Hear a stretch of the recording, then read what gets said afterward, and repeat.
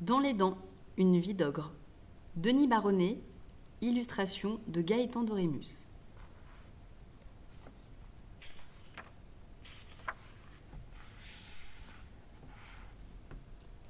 Petit Georges commença sa carrière d'ogre assez tôt, vers 9 ans, en mangeant sa petite sœur, Clotilde, âgée de quelques mois. Avant cet incident fondateur, Petit Georges était considéré comme un enfant joyeux, sympathique et sans problème. Il était extrêmement gourmand, mais personne n'y voyait à redire, et même sa gourmandise faisait la joie de son entourage, de sa mère en particulier.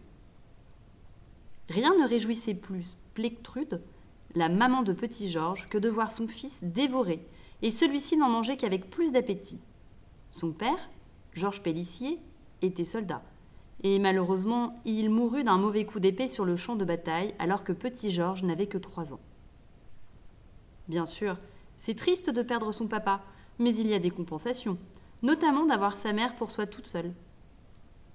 Petit Georges et sa maman vivaient à Artoche, une petite ville près de Chartres, qui n'existe plus aujourd'hui, car tout ça s'est passé il y a très très longtemps.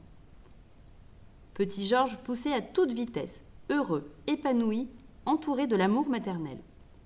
On lui prédisait qu'il deviendrait un géant comme son père. Et c'est vrai que Georges Pélissier père était un grand gaillard qui faisait presque 2 mètres. Et puis, ce qui devait arriver arriva. Sa mère se remaria. Petit Georges avait 7 ans. Son beau-père s'appelait Hyacinthe Cambrol. Il était le patron de l'auberge d'Artoche. C'était un brave homme. Il aimait bien son beau-fils, et comme Plectrude, il s'extasiait de voir Petit Georges manger comme 4.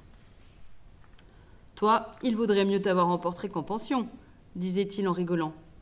Et c'était devenu un sujet de plaisanterie assez courant dans l'auberge. « Salut Hyacinthe, Petit Georges a laissé un petit quelque chose ou je vais manger ailleurs ?» Et tout le monde rigolait, y compris Petit Georges.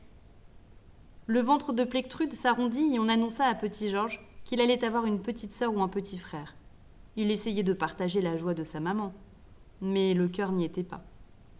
Bientôt arriva la petite sœur, Clotilde.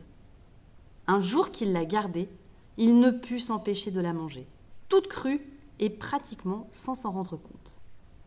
Sa mère surprit Petit Georges alors qu'il finissait de dévorer le bébé au-dessus du berceau. Elle poussa un cri et resta comme paralysée.